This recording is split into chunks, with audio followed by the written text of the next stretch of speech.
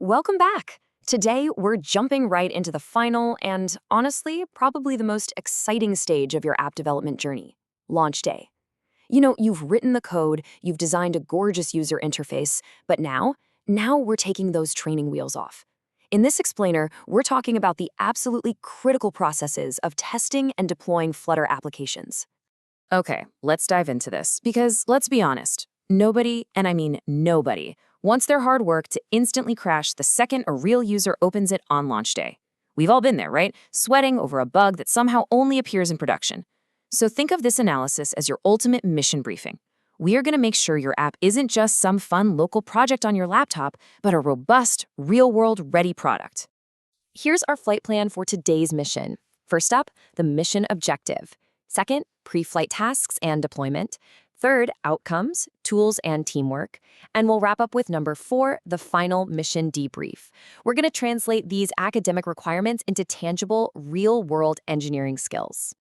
All right, starting with Section 1, the mission objective, preparing for liftoff. Before we even think about touching a single line of deployment code, we really need to understand exactly what we're trying to achieve in this learning module. The overarching objective is literally to make learner able to apply widget testing and also deploy Flutter apps on Android/iOS. Because, building the app, that's really only half the battle. Ensuring it actually survives out there in the wild, functioning beautifully across the vastly different ecosystems of both major mobile platforms, that is the true test of your capabilities. Now, a massive piece of this puzzle comes down to your own self-guided learning, specifically around widget testing. The syllabus defines this as the essential practice of testing app components to ensure overall app reliability. So the crucial point is, reliability is exactly what separates a neat little prototype from a professional, polished product. You have got to ensure that every single button, text field, and layout actually works exactly as intended before you ship it out the door. Moving right along to Section 2. Pre-flight tasks and deployment, your launch checklist. For a second, I want you to imagine you're the lead engineer here.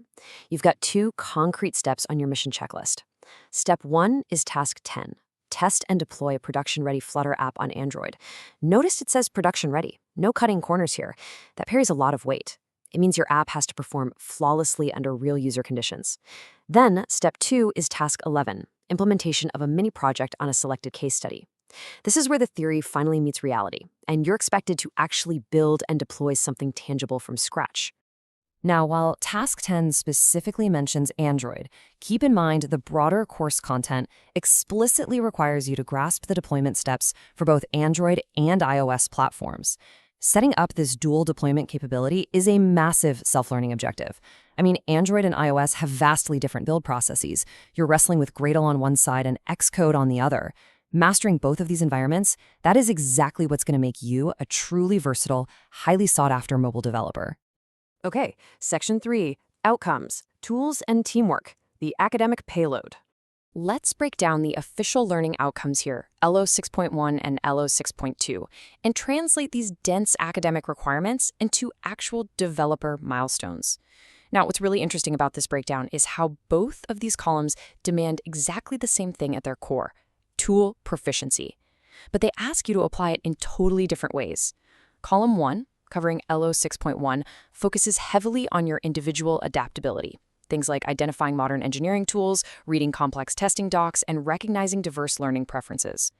Meanwhile, Column 2, covering LO 6.2, shifts the focus entirely over to teamwork, requiring you to present those findings and collaboratively produce well-supported documentation. Actually, let's zero in on that teamwork aspect for a second with this quote directly from LO 6.2. Present test results as a team with well-integrated contributions from all members. Because, well, here's the hard truth of software engineering. Writing brilliant, flawless code means absolutely nothing if you can't communicate your test results clearly to your team. It's a team sport. You have to integrate your contributions, defend your testing methods, and ultimately prove your app's reliability together. And that brings us to Section 4, the final mission debrief, crossing the finish line. Let's quickly review what success actually looks like here. You need to master discipline-specific testing and deployment tools. You must read, interpret, and write crystal-clear test documentation. You're expected to recognize diverse learning preferences. And you have to present your test results collaboratively. And this brilliantly illustrates how those deeply technical tasks, like compiling for Android or writing widget tests, combine seamlessly with your soft skills to create a fully rounded, highly effective software engineer. So as we wrap up this analysis, I want to leave you with one final, provocative question. Are you ready to engineer a bulletproof, production-ready product? It's time to stop just writing code in a vacuum, right?